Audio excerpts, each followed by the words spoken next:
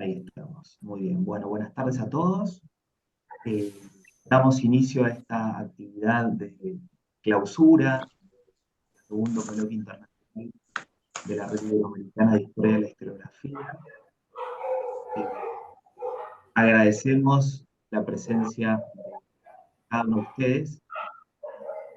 Bueno, antes de presentar a nuestro expositor invitado, a quien agradecemos por la generosidad y la rapidez en contestarnos, en darnos aceptación para exponer, eh, nada, queremos, a nombre de la organización, dar las gracias a los coordinadores y las coordinadoras de mesa, las 7 mesas que formaron parte del coloquio, al profesor Burucúa y a la red de estudiantes de Historia del Arte Latinoamericano que hicieron el martes un conversatorio muy interesante, y a los entre 60 y 70 ponentes que formaron parte de cada una de las mesas del coloquio. Lo único que esperamos es bueno, que haya sido un espacio fructífero de intercambio y de discusión, y que, bueno, tengamos la posibilidad de contar con muchos de ustedes para la tercera edición que se va a realizar en 2025.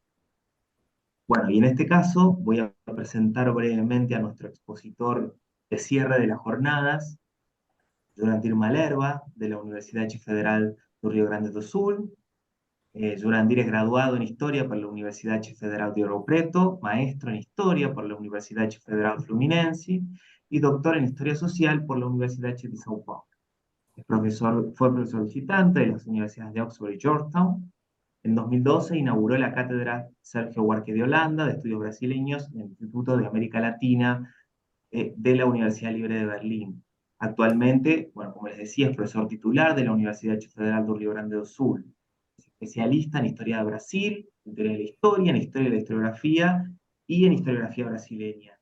Y entre sus principales publicaciones, no voy a nombrar todo porque tiene una extensa bibliografía, Os Brancos da Lei, Liberalismo, Escravidão e Mentalidade Patriarcal no Império, de 2022, Brasil em Projetos, História dos Sucessos Políticos e Planos de Melhoramento do Reino, la Ilustración Portuguesa de Independencia do Brasil, de 2020, y en torno a la teoría de la historia y a la historia de la historiografía, Ensayos, Teorías y Ciencias Sociales, de 2011, que está traducido al español y al ruso, A Historia en América Latina, Ensayo de Crítica Historiográfica, de 2009, y fue editor de Historia y Narrativa, la ciencia y el arte de la escritura histórica, Lecciones de Historia, de la historia científica a la crítica de la razón metódica en el umbral del siglo XX, y La vieja historia, teoría, método e historiografía. En esta oportunidad, Jurandir nos va a presentar, bueno, su investigación más reciente, y va a compartir con nosotros algunos resultados y algunas reflexiones al respecto. Y la exposición de hoy se titula Quem tem medo da síntese, reflexiones sobre escrita de un género histórico proscrito. Así que, Jurandir, adelante y muchísimas gracias nuevamente en nombre de la... Obrigado, Nico. Como eu disse, a gente está com um delay. A sua voz está chegando muito antes da sua imagem, mas espero que esteja funcionando tudo bem por aí. Queria agradecer as pessoas, né, em primeiro lugar, e parabenizar por esse evento. Eu não pude acompanhar tudo, porque foram muitas mesas, mas eu acompanhei umas 4, 5 mesas e muito produtivo, um debate muito produtivo. Então, começar parabenizando o comitê organizador, né, desse segundo colóquio da Rede Ibero-Americana de História da Historiografia, pela construção de um evento dessa dimensão, dessa qualidade, né? E agradecer pelo convite para essa conferência que me foi feito pelo Nicolás Arenas, né? E cumprimentar o comitê organizador, parabenizar o comitê organizador, Nicolás, Rosecal, Bárbara, Fábio Ferreira, Alex Loiaça, Denise Reina, Marta Rodrigues, Israel Samartim. Então, cumprimentando essas pessoas, eu estendo as minhas felicitações para todos os participantes desse colóquio. O Nicolás começou citando um livro, né, que eu publiquei em 2020 pela Fundação Getúlio Vargas, o Brasil em Projetos, né? Então, eu comecei a preparar esse livro em 2016, ano do golpe que houve aqui no Brasil para a destituição da Dilma Rousseff. Então, nesse mesmo ano, eu fui convidado pela editora Fundação Getúlio Vargas para escrever um livro de síntese para uma coleção de história do Brasil pela FGV, né, que é uma editora prestigiosa, e esse livro acabou saindo em dezembro de 2020, com o título de Brasil e Projetos, e aqueles subtítulos enormes que são quase a parte do conteúdo, né? Um livro sobre os planos, projetos, sistemas formulados pelas elites ilustradas portuguesa e brasileira entre 1750 e 1822, né? Portanto, mais ou menos do reformismo ilustrado, começar os projetos de reforma, né, começados pelo Pombal em Portugal, coincidentes com as reformas borbônicas da Espanha, até a independência.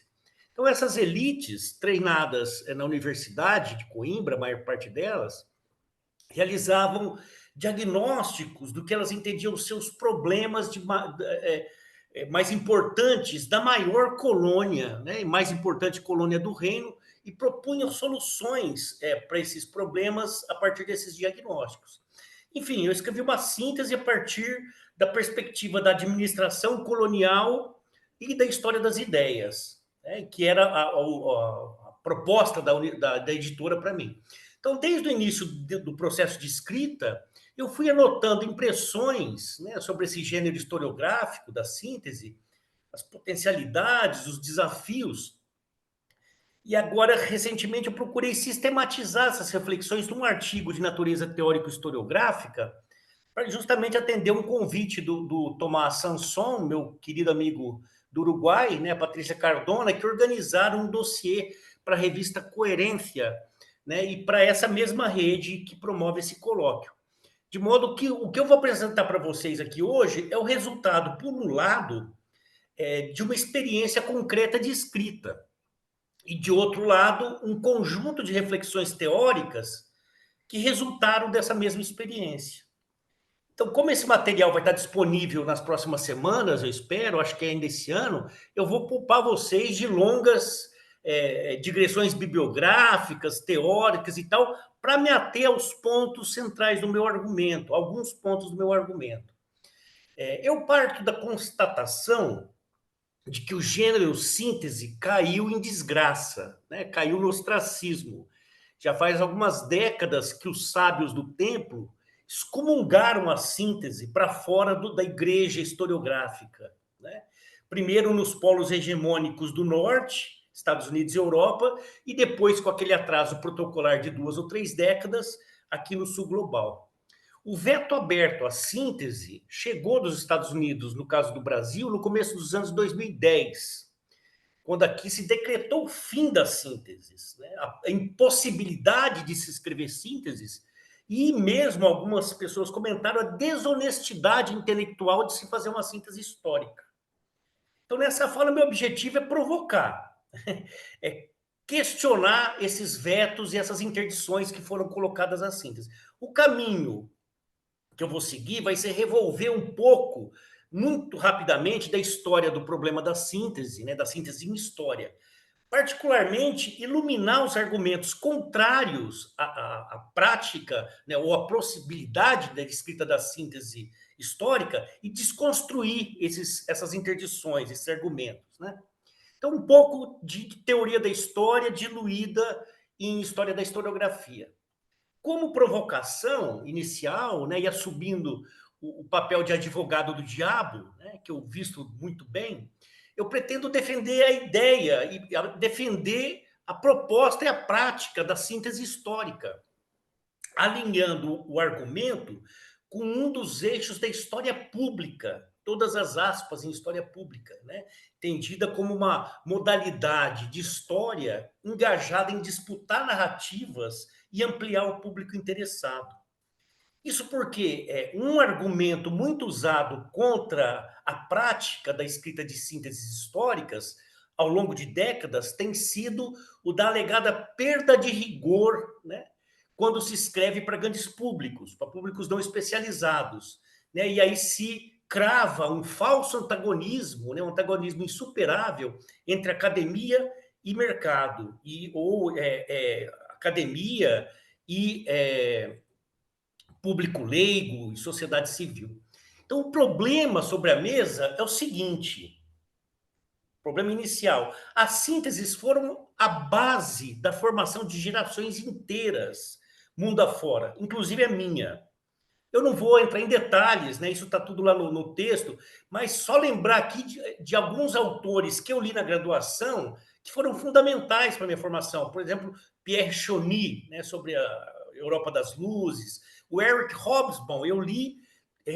Eu acho que eu vou estudar história depois por causa do Eric Hobsbawm, né? Eu li da era das revoluções até a era dos extremos, todos os livros dele. O Perry Anderson, Ambrogio Donini, o Túlio Halperin-Dong, né, da história contemporânea na América Latina, o Círio Cardoso, o Hector Brignoli e tantos outros autores importantes que a gente estudou nos bancos escolares, né, na universidade.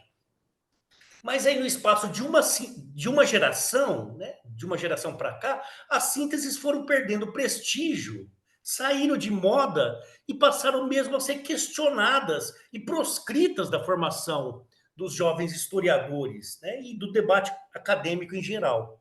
E a minha pergunta é por que isso aconteceu? Né? Então, eu vou sustentar a minha análise sobre o declínio da síntese em duas hipóteses que estão intimamente conectadas, né, que passam por dois fenômenos.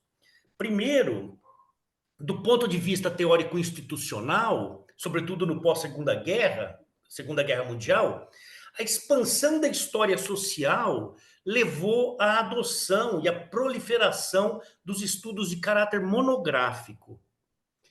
Isso é um curso natural de todos os ramos da ciência, né? Aconteceu com a história. Quer dizer, quanto mais especializada, né, a história científica, acadêmica, ela passou a operar com recortes temáticos, temporais e espaciais cada vez mais reduzidos em escala, né, estimulando a produção dos estudos monográficos. Até meados do século XX, contudo, grandes teses acadêmicas ainda eram escritas em forma de síntese. Vamos lembrar o Brodel, Fernand Brodel, da Civilização Material, Economia e Capitalismo, né? Mas também Identidade da França, um livro de maturidade dele. Nos Estados Unidos, muitos já apontaram para a centralidade das grandes sínteses, como as de Frederick Jackson Turner sobre o Oeste, em especial do casal Beard, né? Charles Austin e Mary Beard, né? Como a History of the United States, de 1921, e principalmente The Rise of the American Civilization, de 1927. Esses livros tiveram dezenas de edições e literalmente venderam milhões de exemplares. Tem um levantamento, mais de 20 milhões de exemplares esses dois livros venderam. Então, no pós-Segunda Guerra, o que aconteceu foi uma amplificação do debate teórico-metodológico, né, em várias vertentes, né, e muito diversas, como a History of Ideas, do Arthur Lovejoy, ou a Filosofia Analítica da História, lá, os herdeiros intelectuais do Collingwood, e começou, a partir dessa amplificação do debate teórico, a se impor um veto, né, e o deslocamento das grandes sínteses no contexto historiográfico americano. A partir dos anos 1960, com o florescimento do pós-estruturalismo, né, e o seu sucedâneo, o pós-modernismo historiográfico, a objeção à síntese ganhou dimensões e contornos inéditos, né, abertos. Então, nesse ensaio que está prestes a sair pela Coerências, antes de analisar o argumento do veto à síntese, né, sustentado por esses movimentos mais contemporâneos, eu fiz uma breve recensão dos fundamentos teóricos da síntese em algumas referências incontornáveis, desde o Rank, passando pelo Humboldt, Droysen, Buckle, até o Henri Baer, né, que é o grande cara das sínteses. E fiz isso com o objetivo de iluminar algumas questões centrais que atravessam a reflexão sobre a síntese histórica ao longo desses últimos 200 anos. Mas o tempo hoje é limitado, né? Então isso eu sou obrigado a dar um salto no tempo, né? Um salto mortal no tempo, caindo na década de 1960, né? Mais recente, quando as primeiras interdições sustentadas a síntese a partir desse período. Nós sabemos que sínteses, por definição, pressupõe uma abordagem do social ancorada em algum conceito de totalidade.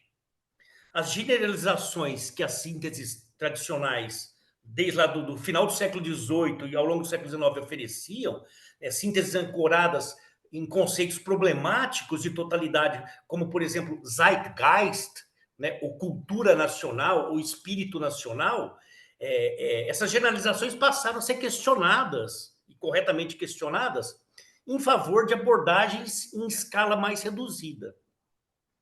Ao mesmo tempo, no contexto da Revolução Cultural dos anos 60, balizada ali pelas teorias do poder, né, propostas por Foucault, e alimentada pelos movimentos por direitos civis, né, sobretudo a partir dos Estados Unidos, né, como o movimento negro, antirracista, feminista, que depois logo se agregou o conjunto das reivindicações LGBTQ, né, e também os ambientalistas, né, a partir desses movimentos, sujeitos ou grupos até então negligenciados ou ativamente excluídos da pauta historiográfica foram imediatamente assimilados pela historiografia. Né? Isso é um fenômeno que alguns autores chamam da irrupção do presente na história. Né? Então, do ponto de vista da institucionalização da produção do conhecimento, né, e sob a influência estelar do Foucault, essa nova episteme se caracterizava pela compartimentalização dos saberes disciplinares, né, saberes parcelados, atomizados e baseados na radical especialização, se renegando relevância a estruturas sociais ou qualquer corte abordável teoricamente como uma totalidade de sentido. Claramente visível no cenário historiográfico europeu, principalmente americano, esse movimento implicou na multiplicação da variedade de histórias, né? Aquilo que o Doss, lá nos anos 80, chamou da história em migalhas, né? Ou a fragmentação, que foi muito saudada por pessoas tão importantes como Alan McGill, meu amigo Alan McGill. E isso a ponto de muitos reclamarem, a partir daí, a impossibilidade e mesmo declarar uma interdição sumária à escrita de qualquer empreendimento de caráter sintético, né? Por exemplo, como as histórias nacionais. Los Perros. Bom, e não foi sem alguma ironia, né, que a perspectiva nacional acabou ditando o ritmo, né, da enxurrada, do turbilhão de história que os historiadores e as historiadoras produziram a partir dos anos 70. Né? Então, a gente tem história de trabalhadores e trabalhadoras, seja na fábrica ou nas comunidades ou no ambiente privado. A gente tem história das mulheres, também tanto da vida privada como no espaço público. História das relações de gênero, da mesma forma, história dos afrodescendentes, né? Seja no período da escravidão, do pós-abolição, história dos deslocados da história, né? De judeus, japoneses, chineses, árabes e outras minorias étnicas migradas, enfim, sujeitos nas fímbrias ou às margens da sociedade letrada industrial, né? Prostitutas, loucos, bruxas, ágrafos e assim sucessivamente. Esse movimento foi tão forte a ponto de não poucos especialistas considerarem, por volta do final dos anos 80, que as histórias nacionais tinham desaparecido para sempre, né, sepultadas pelos estudos monográficos altamente especializados sobre esses grupos sociais e outros, né, esses que eu mencionei e outros. Então, isso aconteceu também no Brasil, né? Eu acredito que algo semelhante tenha acontecido nos outros países. Né? Aqui no Brasil, esse movimento de especialização coincide com o crescimento vertiginoso, né, que o campo conheceu por causa da expansão do sistema de pós-graduação, né, e a consequente multiplicação do número de profissionais de história que começaram a se formar. Né? A gente passou de 2, 3 doutorados no final dos anos 80 para hoje 60 doutorados no Brasil, 70 talvez. Então, essa vertiginosa especialização derivou, em parte, do impacto de uma história social que fundia esse foco baseado em grupos específicos com compromissos e pauta político-ideológicas dos chamados novos movimentos sociais, né? Como Boaventura de Souza Santos chama, movimentos de classe, identitários e movimentos não exclusivamente acadêmicos, por suposto, né? Então, nessa abordagem, nos padrões de escrita que lhes são próprios, a integração de tantas histórias particulares, né, de grupos particulares, em algum tipo de síntese, se mostrava mais do que complexa, quase indesejável, né? Então, ironicamente, foram os historiadores sociais os primeiros a levantar críticas a essa nova história social, povoada de novos sujeitos, novas demandas, né? E começaram ali pelos anos 1980, final dos anos 80 também, a reclamar propostas capazes de integrar numa mesma abordagem marcadores de classe, étnicos, raciais, de gênero, etários, regionais e assim sucessivamente, né? O precursor lá nos Estados Unidos, em 1981, né, num artigo chamado The Missing Synthesis, Whatever Happened to History, foi publicado na revista The Nation, o historiador social do trabalho e da escravidão, Herbert Goodman, ele questionava a excomunhão das grandes sínteses e reclamava, né, o retorno, de alguma maneira, clamava em favor de uma história social inclusiva, capaz de pensar a história como uma totalidade e, ao mesmo tempo, reconhecer esses cortes de classe, étnico, racial, sexual, de gênero e assim sucessivamente. Os embates entre defensores e detratores da síntese histórica fizeram muito barulho nos circuitos acadêmicos de 1980. Eu só vou pontuar alguma coisa desse debate para a gente ter em mente do que se trata quando se ataca ou se defende a síntese, certo? Então, uma referência desse debate dos anos 80, né, que eu não vou explorar muito em profundidade aqui, mas que está no artigo, foi um cara chamado Thomas Bender. Resumindo muito, em 1986, ele já tinha publicado um artigo nesse sentido no ano anterior, mas em 86 ele publicou um artigo seminal intitulado Wholes and Parts, The Need for a Synthesis in American History. E esse artigo gerou réplicas e tréplicas contundentes. Ali o Bender argumenta por que os historiadores americanos abandonaram os empreendimentos sintéticos, né, como o clássico mencionado The Rise of American Civilization, do casal Beard, em favor de explorações mais especializadas, né, do que ele chama da cultura de grupos na sociedade americana, aí definidos por ocupações, lugares, gênero, raça, etnia, família, classe e tal. E ele sugere que uma consequência dessa mudança foi que a história perdeu muito do seu público leitor, a capacidade de atração de atingir um público mais amplo, justamente com o seu lugar, né? A história perdeu prestígio, né? O lugar central que tinha na cultura da nação americana, como era até então, né? E aí o Thomas Bender advogava nesse artigo de 86 em favor da produção de novas narrativas sintéticas que elaborassem tramas históricas capazes de criar uma cultura pública ancorada na história. Esse texto gerou um imenso debate, né, a ponto da mesma revista que publicou ele, o Journal of American History, esse jornal abriu uma mesa redonda no número seguinte, convidou 5, 6 pessoas para discutir o artigo do Bender. Tem vários caras bacanas ali debatendo, né? Então, nessa mesa redonda, que saiu no ano seguinte, o posicionamento crítico mais radical, né, das pessoas que condenavam a síntese reverbera a onda pós-moderna da época, né, com uma ênfase na ideia da representação histórica como uma construção linguística desreferencializada, né, sem ligação nenhuma com o mundo vital, como diz o Rosen, né, onde o discurso é só um instrumento de poder. Então, a contribuição mais, que, a meu ver, mais profícua, né, mais interessante dessa mesa é do cara chamado Roy Rosenzweig.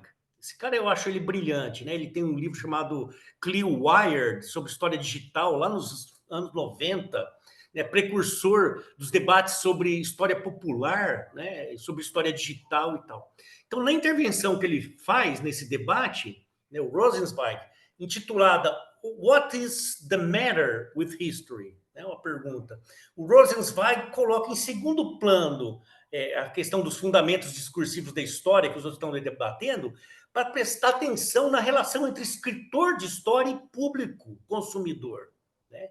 Por Rosenzweig, a questão que motiva o Bender é pensar uma solução para essa perene crise da história, né? A crise que nunca acaba, desde o Heródoto a gente está em crise, né? E nessa circunstância, que era a incapacidade da história de alcançar públicos amplos, já que os historiadores, a partir da especialização, estavam escrevendo só para os seus pares, só para os iniciados, menosprezando as grandes audiências leigas. Né? O Roy Rosenzweig toca na questão central, por isso eu vou citar textualmente o que ele diz aqui. Né? Então, diz o Roy Rosenzweig, né, e eu cito: assim, ao considerar o problema da história e do seu público, precisamos pensar nos dois lados da equação, na produção histórica e no consumo histórico. Quem estamos tentando alcançar e por quê? O que estamos tentando dizer a eles? Em que voz e de que forma estamos tentando falar? Assim como pode não haver uma síntese histórica única, provavelmente não existe um único público histórico e nem um meio único de atingir essa multiplicidade de públicos históricos. De fato, o problema de criar uma síntese histórica está intimamente ligado à identificação de um público histórico específico para o qual essa síntese foi criada. Fim de citação. Um elemento, né, uma peça importante nesse debate foi o chamado frontalmente contra a síntese, feito em 1986 por um cara chamado Eric Monconan, na American Historical Review. Né? Ele escreveu um artigo lá intitulado The Danger of Synthesis, simplesmente. Né? E ele via a escrita voltada para grandes públicos como uma espécie de prostituição dos historiadores. Isso saiu na The American Historical Review. Né? Falou, isso é uma espécie de prostituição dos historiadores acadêmicos, né? Já que nós, historiadores acadêmicos, seríamos financiados por gordas bolsas, né? Receberíamos altos salários, né? E a gente teria que ter como meta só avançar a pesquisa e jamais considerar a relação com o público. Para o Monconan, a expansão vertiginosa da produção acadêmica tornou impossível lidar com toda a produção, né? O que teria inviabilizado as sínteses, né? Tornou as sínteses inviáveis. Mais do que isso, né? Eu cito o Monconan, ele diz: a profissão de historiador pode sobreviver sem as sínteses, mas não sem a pesquisa de ponta publicada em formas de artigos científicos e monografias.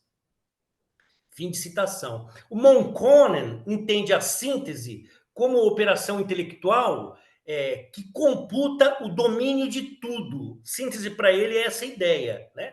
Você conseguir juntar toda a produção. Mas a gente tem que fazer uma primeira ressalva de que essa noção de síntese, né, como questão de tratamento quantitativo do que existe, é tão equivocada quanto o entendimento de que a síntese pressupõe a revelação ou a decifração de uma lógica inscrita no curso do tempo, né, como pretendiam as histórias universais dos filósofos do século XVIII, Hegel, por exemplo.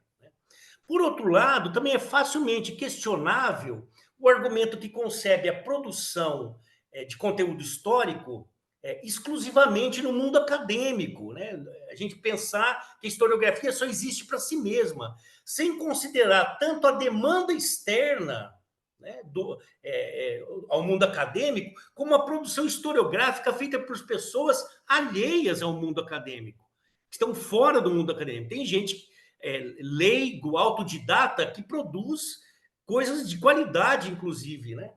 Então, de lá para cá, houve uma mudança profunda do campo, né? E a história pública, inclusive, está aí, e é uma expressão dessa mudança de mentalidade, inclusive. Mas para o Moncon, então, o obstáculo para a produção de sínteses estaria na superprodução de estudos locais, né, gerados na universidade. Resultados fragmentados, particulares, particularistas, empíricos, né, e isso para ele produziria uma cacofonia inibidora e proibidora da síntese. Então, numa palavra, né, haveria muita história hiperespecializada sendo produzida para pouco público leitor. Ele rebate as críticas, mas a partir de uma visão maniqueísta e corporativista, né, segundo a qual aceitar a síntese representa uma ameaça para a pesquisa monográfica. Né? A gente vai se produzir, se prostituir e produzir qualquer coisa para o mercado. Então, esse maniqueísmo, né, ou pesquisa monográfica acadêmica, ou síntese de vulgarização, não se sustenta. Né? Antes de tudo, porque a pesquisa monográfica não pode, não consegue prescindir da síntese. E aí a síntese entendida como um instrumento cognitivo e uma estratégia narrativa. Né? Tomando uma posição defensiva, o Moncon equaciona as coisas em termos de academia versus mercado. Né? Então, atingir um público amplo implicaria, inevitavelmente, num interesse material, pecuniário, né? Supostamente legítimo, por parte do historiador. Então, o interesse de vender livros, de ganhar dinheiro, de atingir um público mais amplo, né? E isso implicaria a renúncia ao rigor da academia. Então, na equação do Monconen, só o estudo monográfico agrega valor à produção do conhecimento. Ainda mais, ele despreza totalmente a recepção como um fundamento da matriz historiográfica, né? Usando aí o Rosen, a demanda social por história como um instrumento de orientação das pessoas para agir no tempo. Né? Então, aqui entra o ataque que ele desfere contra o Bender. Ele foi um dos caras que criticou o Bender, que afirma, o Bender, a alta qualidade dos trabalhos do Charles e da Mary Beard. Né? O Moncon argumenta que os livros, né, os milhões de livros vendidos pelos Beard, embora sucesso de venda, não teriam agregado nada à pesquisa e à história dos Estados Unidos. Né? Então, esse argumento, por exemplo, negligencia. Olha, existe um mundo lá fora que não nos interessa. Esse argumento negligencia tudo que está fora da pesquisa, ou seja, o mundo vital, as disputas, a política, os usos do passado, a constituição de culturas históricas, a formação de consciência histórica, enfim, tudo aquilo que é feito à revelia e que impacta decisivamente na pesquisa. Ora, estima-se, como eu disse, que os BR venderam literalmente milhões de livros. Eu tenho até um artigo que fez esse balanço, que saiu lá nos Estados Unidos. Portanto, eles foram um elemento central da cultura e da identidade americana em meados do século XX. Né? E, com isso, eles fizeram avançar a pesquisa acadêmica e foram decisivos para a construção de uma cultura histórica nos Estados Unidos, sobretudo na primeira metade do século XX. Mas isso para o Moncon não valeria nada. Né?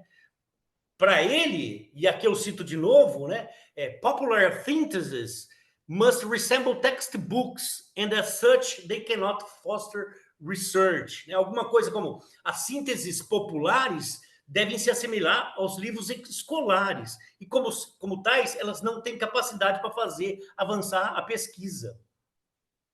Então, nesse texto que vai sair na Coerências, eu mostro como esses argumentos contra a síntese depois se desdobraram, mas estão na base, né? Mas se desdobraram em outros autores importantes, como o meu amigo Alan McGill, que tem um ensaio fundamental chamado Fragmentation and the Future of Historiography. Foi publicado também na American Historical Review em 91, ou Robert Berkhofer Jr., né? Já dentro aí da atmosfera do pós-modernismo historiográfico dos anos 90 e 2000. Né? Esses caras, sobretudo Berkhofer, criticam a chamada Grand Narrative ou a Master Narrative. Né? não dá, no artigo eu exploro um pouquinho, mas não dá para aprofundar aqui. Mas um ponto importante é que o McGill afirmava que no início dos anos 90, né, quando para ele se vivia uma fase pós-profissional, né, onde a visão dominante deveria rejeitar totalmente qualquer forma de grand narrative, entre as quais a síntese, né, o que era importante era abrir mão disso, que para ele é uma forma de escrita do que ele chama the full story, né? Toda a história. A síntese buscaria contar toda a história. Né? É mais uma visão, né, distorcida do conceito de síntese. Né? A síntese entendida como a somatória de tudo, o conjunto de tudo. Né? Mas a questão é que nenhuma síntese, e esse é o ponto que eu trago, né? Nenhuma síntese jamais vai contar toda a história. Né? Essa síntese que eu escrevi para a Fundação Getúlio Vargas, eu aprendi isso. Quer dizer, eu tenho um eixo aglutinador e eu não vou passar por todos os caminhos, eu vou seguir um único caminho. A síntese faz isso. Né? Então, a síntese opera para organizar narrativamente, por meio da seleção de elementos factuais e interpretativos e historiográficos, a composição formal de um enredo em torno desse eixo aglutinador. Né? Uma história de longo prazo, de longo alento, de longa duração, que seja plausível e atual, no sentido de atender às inquietações do tempo e do lugar onde ela foi produzida. Né? E, claro, a demanda do público particular. Então, a gente constata que os vetos à síntese histórica, no geral, eu vi isso nesse estudo que eu fiz sobre críticas à síntese, em geral, eles partem de entendimentos muito vagos e muito diferentes do conceito. Cada um entende síntese de uma maneira. Né? Então, síntese não tem a ver com buscar leis gerais para a construção de uma história universal, né? Como era o caso no século XIX. Nem tampouco ela se equivale à história geral ou história nacional, né? Nem a qualquer procedimento ingênuo de generalização. Antes, até quando a gente considera a história como um campo de conhecimento, a síntese nos serve para promover o entendimento, uma chave interpretativa de um período, de um processo histórico. E a gente faz isso articulando, né? A narrativa das conexões entre os eventos que se definem como importantes, como determinantes para a construção de um argumento, a partir, claro, de uma determinada régua de valores, de uma posição, né? Eu, fulano de tal, lá, vamos voltar ao Sertor, né? Nesse lugar aqui, eu vou interpretar a partir dessa consideração, desse ponto de vista. Né? De modo que o debate vai ganhar em qualidade quando a gente perceber a síntese como um procedimento da operação histórica, que obedeça às regras da pesquisa histórica e no qual o procedimento age a imaginação histórica e aonde se efetiva a interpretação, que é o momento criativo e mais importante do trabalho do historiador. Mas o fato é que pressupostos de autores como McGill, Berkhofer, Monconen, contrários à perspectiva teórica da síntese, né, orientados por algum entendimento, alguma noção de totalidade, fizeram escola nos Estados Unidos. Né? Essa coisa assim, o importante é realçar a pluralidade de vozes, o conflito de perspectivas, etc. e tal, e qualquer forma de síntese é disruptiva. Né? Então, o debate entre aqueles como o Gutmann e o Bender, para quem não se deveria abrir mão das sínteses históricas, e para os seus opositores, como McGill, o Monconen, o Berkhofer Jr., para quem as sínteses, por variadas razões, não apenas seriam impossíveis, mas até mesmo deletérias, esse debate gerou, entre outros elementos, em torno da suposta falta de rigor inerente à síntese, que teria sido praticada, né, ao fim e ao cabo, por historiadores amadores com o intuito de alcançar grandes audiências por motivações pecuniárias, né, em prejuízo da qualidade da exatidão. O temor desses caras residiria, né, por suposto, na alegação de que, por definição, qualquer síntese acabaria novamente excluindo grupos e temas que recentemente, a muito custo, tinham conseguido um lugar na história social. E esses grupos seriam novamente excluídos porque a síntese de natureza, per se, inevitavelmente iria instituir um tipo de master narrative produzida por homens velhos, brancos, de elite, reacionários, etc, etc, etc. Mas, bom, isso é o plano de fundo geral. Aqui eu tenho que começar a funilar, né, para tentar articular síntese e público de história. Eu mencionei, já indo para a parte final da minha fala, né? Eu mencionei no começo que a síntese histórica atende a alguns postulados da história pública. Eu não vou verticalizar nesse conceito, né, difuso, mas apenas lembrar que, entre outras coisas, a história pública propõe uma chamada aos profissionais de história a transpassar os nossos lugares institucionais de ação, né? Escola e academia, o ensino e a pesquisa, para intervir no debate público por outros meios, né? Sejam museus, arquivo, arte pop, produção audiovisual, divulgação histórica, conteúdo na internet e por aí afora. Posicionamento como experts, né? Com a nossa expertise no debate público e por aí afora.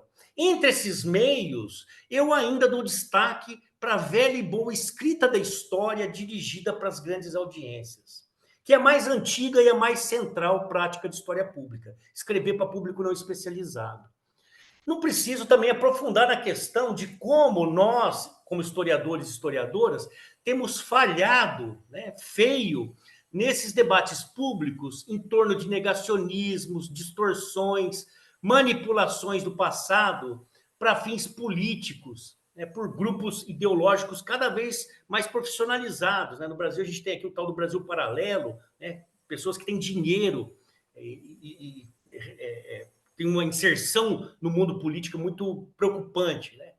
Então, a gente tem falhado nisso. E a dificuldade que nós temos enfrentado para contrapor a essas narrativas negacionistas ou que distorcem, que manipulam o passado, a gente colocar narrativas ao mesmo tempo sustentadas, né, fundamentadas, mas que sejam de fácil circulação e assimilação, para a gente competir nesse público, né? Então, para além do aspecto de ferramenta indispensável na artesania da escrita de textos históricos, né, que sempre vão exigir alguma modalidade de síntese histórica, resta dizer que a síntese, como forma de apresentação, né, pegando o Rosen de novo, como um subgênero de historiografia, apresenta elementos de atração de público que o estudo acadêmico, o estudo monográfico nunca vai alcançar. E nem pretende, né? Porque os fins do estudo acadêmico são outros. O texto acadêmico, né, o estudo monográfico, ele exige do autor ter que se haver com toda a fortuna crítica do seu objeto de investigação, né? Toda uma historiografia. Exige ainda explicitar cada passo, a racionalidade acadêmica, né?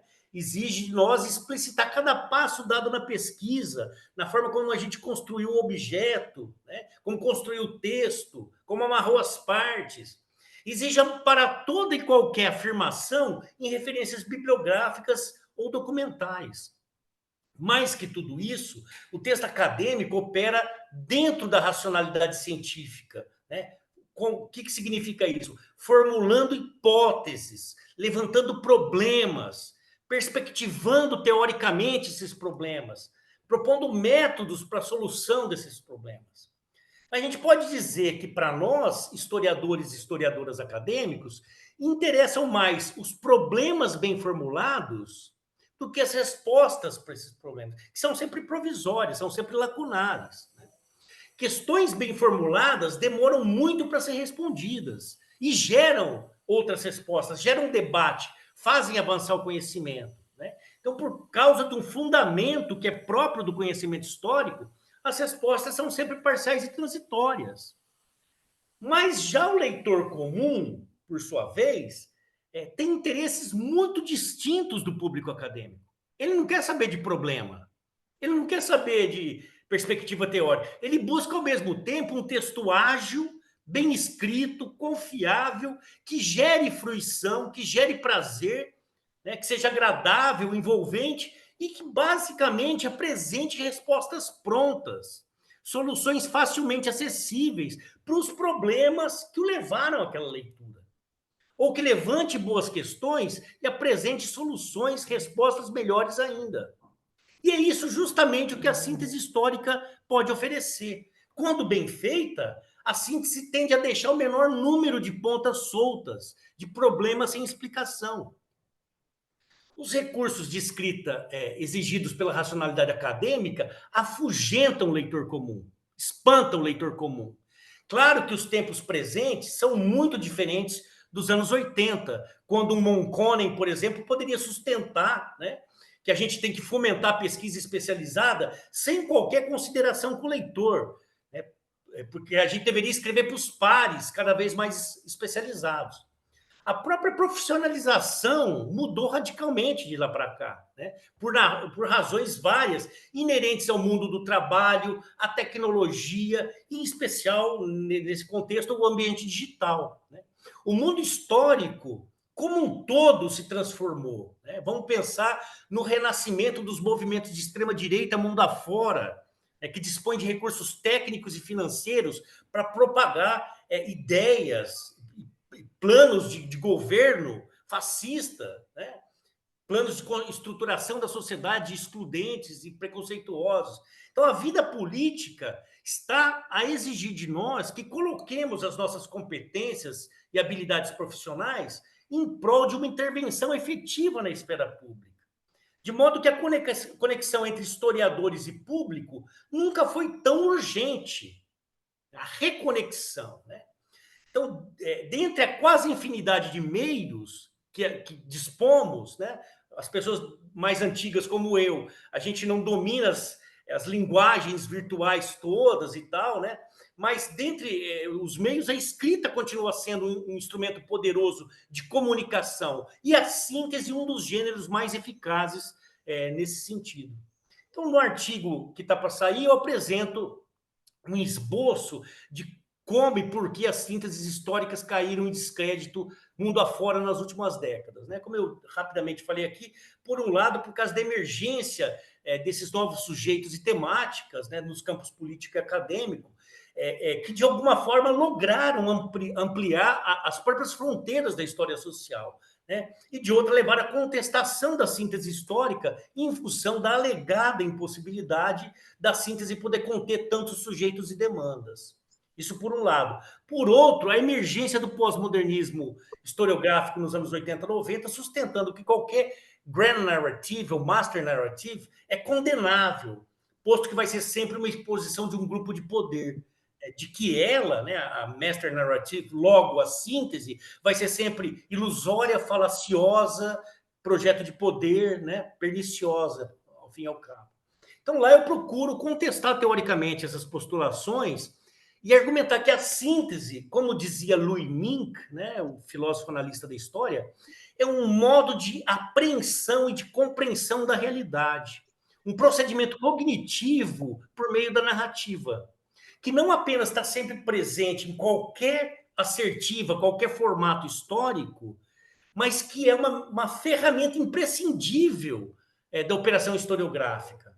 Né? A gente pratica síntese o tempo todo. Mesmo os que renegam a síntese, não é possível escrever história sem, em algum momento, sintetizar. Né? Então, um debate consequente sobre o tema deveria partir de outras questões. Lembrando o velho Langlois Senobot, né, nós devemos nos perguntar qual que é o papel que essa atividade, essas operações sintéticas desempenham dentro do conhecimento histórico. Com que estratégias de síntese narrativa nós, historiadores e historiadoras, contamos? Como que os historiadores bem treinados podem usar a síntese como um gênero narrativo para ampliar o seu poder de comunicação? Que técnicas podem ser usadas nesse formato de escrita? Né? Que diálogos ela estabelece, por exemplo, com a literatura, com outros gêneros? Né? O ponto é que, sem o recurso da síntese, não se escreve história, nenhum tipo de história, inclusive a história monográfica. Então, eu sustento ainda que a síntese pode vir a desempenhar um papel fundamental dentro da academia, como já fez, né, para formação, a Bildung Humboldtiana, né, formação de profissionais de história, como na minha geração. Ela pode ter esse papel. Né? Hoje em dia é difícil montar um programa de curso que não seja um mosaico, né, um fractal de 1000 textos e recortados, e os alunos não têm uma ideia geral do período ou do tema que está sendo retratado. Mas, para além do treinamento universitário, né, da education, e do fato de que nós usamos a síntese como uma ferramenta na escrita da história o tempo todo, o ponto central aqui, que eu queria reforçar, é que as sínteses históricas, como um subgênero historiográfico, sínteses históricas, muitas vezes teoreticamente frágeis, ideologicamente perversas, continuam sendo feitas, escritas e fartamente consumidas, à revelia dos historiadores de ofício. Porque nós nos especializamos muito e abandonamos a síntese. Então, elas passaram a ser escritas por não especialistas, para fim, aí sim, exclusivamente pecuniários ou político-ideológicos. E, não obstante, essas obras feitas por não especialistas, essas obras de síntese, vêm constituindo uma cultura histórica, né? Muitas vezes questionável, mal elaborada, cheia de vícios de produção, vícios de interpretação e até com erros factuais. Apesar disso tudo, elas vão sendo consumidas pelo grande público. Né? Então, finalizando, não se trata mais de discutir a factibilidade ou não da escrita de sínteses históricas. A construção de sínteses históricas é possível, legítima e viável, desde que a gente parta da consciência de que o princípio aglutinador ou a razão organizadora não são a priori, mas instrumentos teóricos enunciados pelo autor como chave de uma interpretação, ou seja, como operação intelectual de atribuição de sentido ao passado histórico. Então, basta argumentar que a gente precisa da síntese, apenas porque elas sempre foram e continuam sendo escritas, independentemente do background dos autores.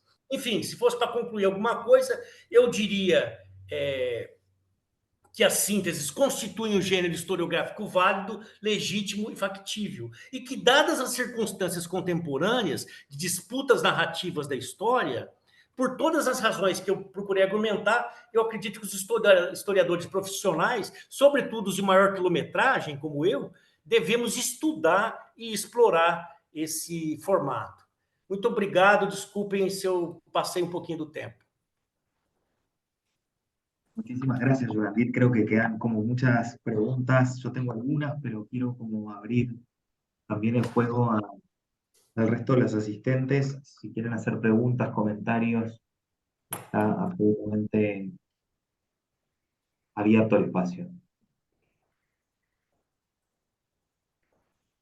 Falei muito rápido, eu acho, né? A ver, Rodrigo, no. Sim, sim, se puder, Sí, gostaria de fazer uma pergunta. adelante. Posso? Sí, adelante. Pronto. Ok, obrigado, professor Malerba, pela fala. Eu fiquei muito intrigado com as questões em relação à síntese, né? A questões próprias que o professor sustenta, mas algo muito peculiar para mim não fica exatamente em relação à questão da institucionalização do pensamento histórico em relação aos engajamentos e militâncias. Então, a minha pergunta é essa: então, em tempos de privatização da história, né, como um mecanismo de políticas da memória, como é que a gente pode, então, pensar essa síntese onde há, nesses engajamentos, um recorte, e esse corte quando a síntese é elaborada do seu ponto de vista cognitivo, o corte é o pensamento colonizado. E aí voltaria para aquela ideia que ouço muito, debato muito, em relação aos donos da própria história, que é essa relação de mostrar, não sob o ponto de vista cognitivo, da eficiência do trabalho cognitivo, mas sob o ponto de vista da pré-adesão, que em muitos casos essas narrativas muito próprias, que têm um corte, seja sob o ponto de vista étnico, racial ou de gênero, onde essas pré-adesões elas querem mostrar e reforçar sempre a partir de um amargor. E esse amargor sempre dá uma ideia de que a síntese é um elemento antipático e não um elemento a contribuir. Eu gostaria de ouvi-lo nesse sentido, professor. Obrigado mais uma vez. Rodrigo, eu respondo e espero mais alguma, Nico. Hacemos una ronda y respondes a Sim, todas. sim, sim, podemos. Si quieren más. Se tiver alguma questão, é um prazer. Yo voy a plantear un par mientras, si alguien más se anima, va pensando la pregunta. Mira, la primera tiene que ver con mis intereses investigativos que están en el 19, y hablabas como de la crisis de la síntesis, ¿no? Y de toda esta discusión, sobre todo en la segunda mitad del 20. Y mi pregunta es si has podido rastrear cuándo empieza a usarse este concepto, porque en el Nicolás, 19... Nicolás, Sí, desculpa, tá picotando para mim, eu não tô, se você puder falar um pouquinho mais devagar, porque o som não sí, está muito bom. Então, fala um perfecto. pouquinho mais para eu poder... Lo que decía es que Sim, tú hablabas de la crisis o la discusión en torno a la existencia o a las bondades de la síntesis. Mi pregunta es si has podido rastrear en qué momento surge el concepto este de síntesis, porque entiendo que para el 19, al menos en la documentación, el término que se utiliza es compendiar, ¿no? Como ejercicio práctico. Por ejemplo, es muy reiterado en la documentación la opinión sobre la historia del Brasil de Verhagen, ¿no? Y la capacidad que tiene Verhagen de compendiar la historia del Brasil, más allá de las discusiones después sobre la validez de ese contenido. Pero sobre la práctica hay muchísimos testimonios, en el Río de la Plata al menos, de enaltecer el ejercicio historiográfico de Verhagen. Entonces mi pregunta era, ¿cuándo aparece la síntesis como concepto? Y lo segundo, que tiene que ver más con una reflexión tuya, sobre qué pasa hoy particularmente en el Brasil con la síntesis sobre historia de Brasil. Es decir, porque entiendo que la síntesis es también un instrumento para la transmisión. Entonces, hoy, no sé, pienso en un profesor de enseñanza media en el Brasil, ¿no? ¿Qué instrumentos puede tener si la síntesis desaparece? ¿Qué herramientas pedagógicas con qué herramientas pedagógicas puede nutrirse para transmitir el conocimiento, si esas síntesis no existen o son escasas, ¿no? sim. Esas son como mis dos preguntas. No sé si alguien más quiere sumar alguna otra pregunta, reflexión. Parece que no, así que Vamos Jurandir, começar por essa, então. Pode ser? como tú quieras. Rodrigo, eu não sei se eu entendi muito bem a pergunta mesmo do Rodrigo. Ele colocou algumas questões com a questão da institucionalização da história e o alinhamento, o engajamento e a militância, né? Essa é uma questão muito complicada, né? Eu também, em algum momento ele falou de que talvez, não sei se eu entendi errado, pensar teoricamente num formato de síntese reflete uma forma de pensamento colonizado. Isso remete um pouco à mesa que a gente estava falando ontem, né? Que a gente viu sobre os cânones, né? Você falou do Van Hagen. O que é o cânone, né? Então a gente vê, quer dizer, recentemente no movimento historiográfico, eu vejo a partir do Brasil, obviamente, a emergência nas décadas recentes de não só pautas, mas perspectivas orientadas pelos estudos culturais, pelos cultural studies, né? E que muitas vezes não tendo, né, diferentemente, até eu escrevi um negócio sobre isso recentemente, os cultural studies surgiram nos Estados Unidos, né, primeiramente na Universidade Americana, a partir de recortes geográficos, né? Então, os area studies, os estudos de área, recortavam o mundo para a questão, são filhos do império, da expansão, etc, etc, etc. A partir dos anos 60, da Revolução Cultural, é que surgem novos area studies, né? Primeiro women studies, depois feminist studies, race e por aí afora, até chegar nos queer, e tudo isso muito, muito recentemente, e tudo vindo de lá, né? Então, eu inverto a pergunta. Quer dizer, será que, uma vez aqui no Brasil, a gente não tendo esses area studies, por que a gente vê? Nos Estados Unidos, por exemplo, as disciplinas tradicionais incorporaram esses problemas e essas temáticas colocadas pelo Cultural Studies. Gender, sexuality, etc, etc, etc, race, por aí. Mas não abandonaram algumas definições básicas. Por exemplo, a história continua a ser uma forma de pensamento sobre a transformação ao longo do tempo dos fenômenos.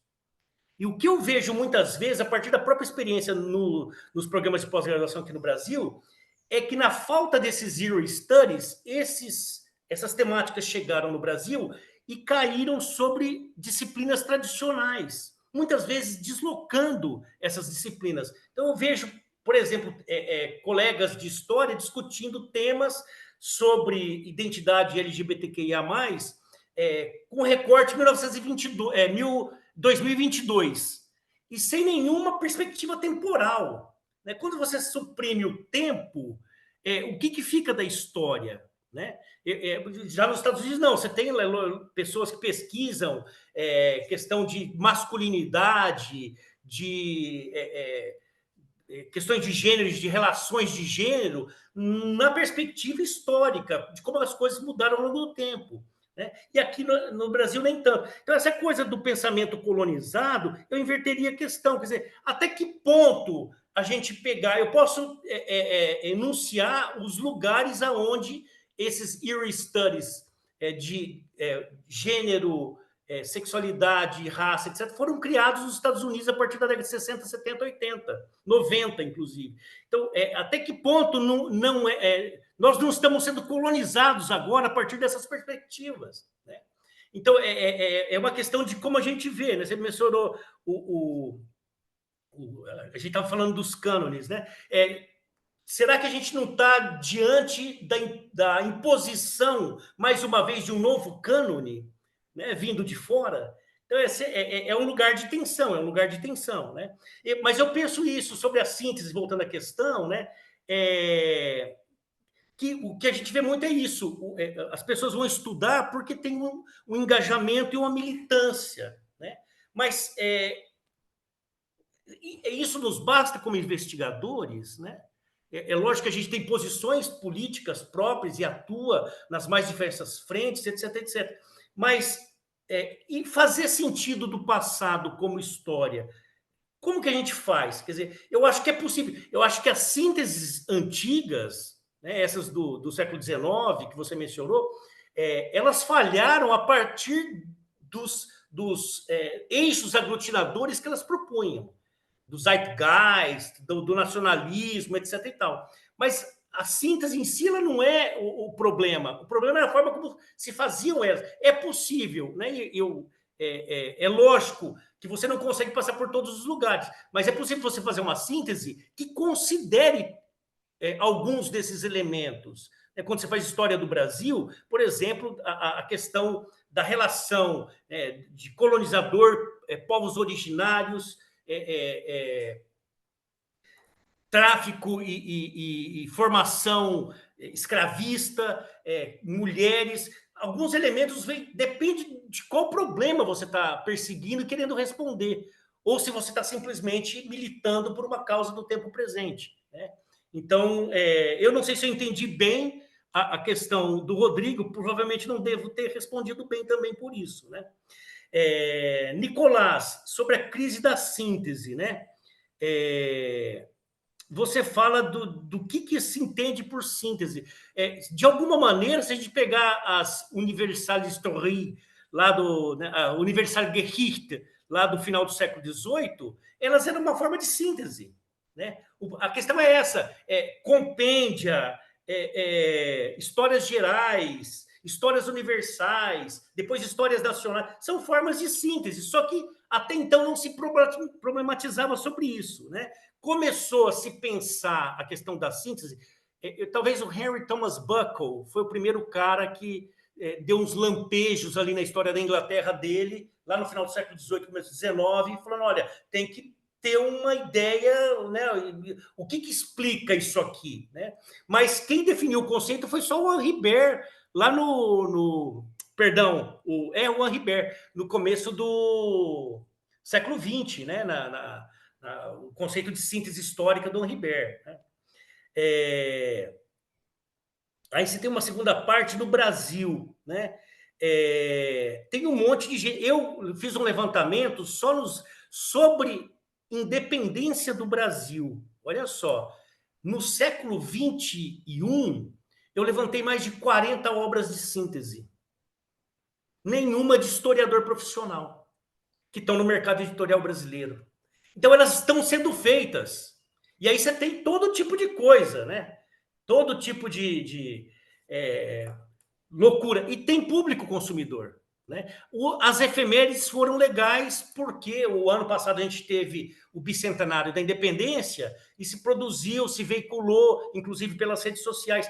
Eu escrevi duas obras de divulgação. A minha questão, né, como historiador da independência desde sempre, foi nesse sentido. Olha, nesse contexto, a gente passou por 4 anos de Bolsonaro, né?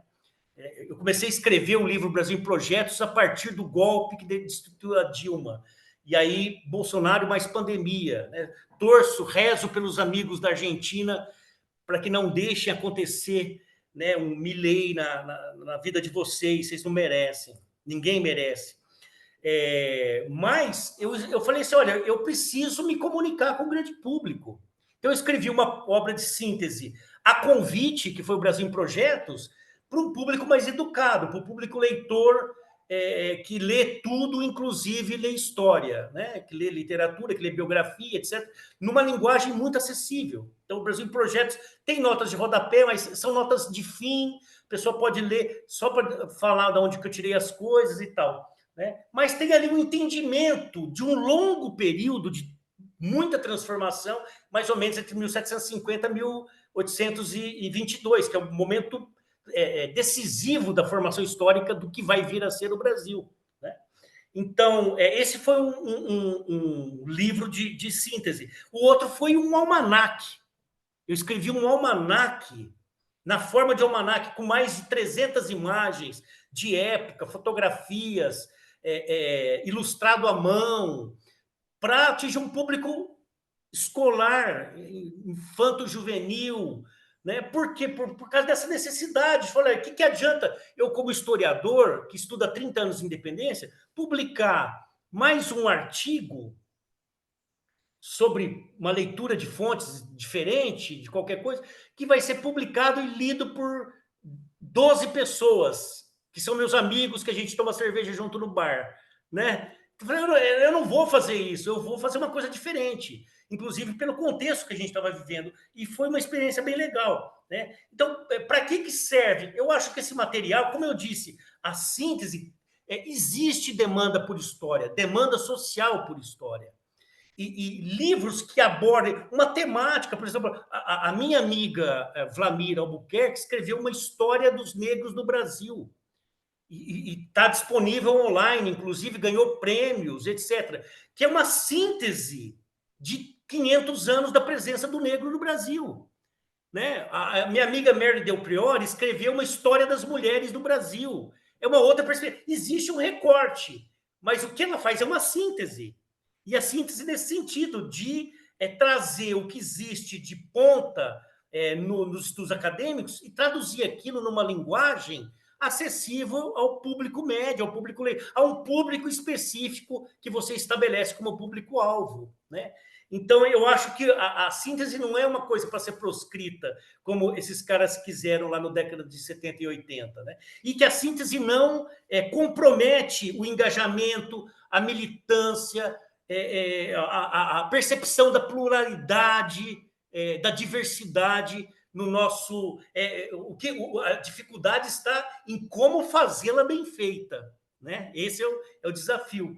Mas o formato em si, ao contrário, ele é uma ponte muito eficaz de comunicação com o público não iniciado, com o público leigo. Acho que é isso. Gracias, Jurandir, creo que sí.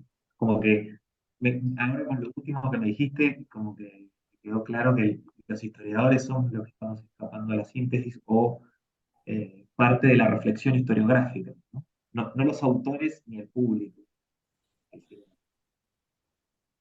No sé si hay alguna pregunta, reflexión, comentario más del público presente. No veo movimiento. Muy bien. No sé si, Jurandir, querés agregar algo más para cerrar. Não, eu agradeço a oportunidade, né, de apresentar e discutir com vocês e convido a todos a lerem o artigo, né? Aqui foi um recorte, uma fala muito rápida. Lá está no artigo que vai sair na Coerências, acho que é da Colômbia, né? Tem um argumento racional, né? Uma sequência e tal. Então, obrigado, Maria Gabriel. Tá aberto, vai estar disponível para ser discutido e aprofundado, refutado, né? E assim adiante. Muito obrigado. Así que bueno, la verdad, muchas gracias nuevamente, Jurandir, por haber aceptado la invitación y por esta interesante reflexión que bueno, va a quedar compartida en las redes para quienes quieran darle una mirada y también reflexionar alrededor de este tema tan interesante de la síntesis. Así que bueno, agradecerle a todos y dar por concluido este segundo coloquio internacional de la Red Iberoamericana de Historia de la Historiografía y bueno, invitarlos para el 2025 que esperamos tengamos una tercera edición. Así que muchísimas gracias. Obrigado, Nico. Abraço.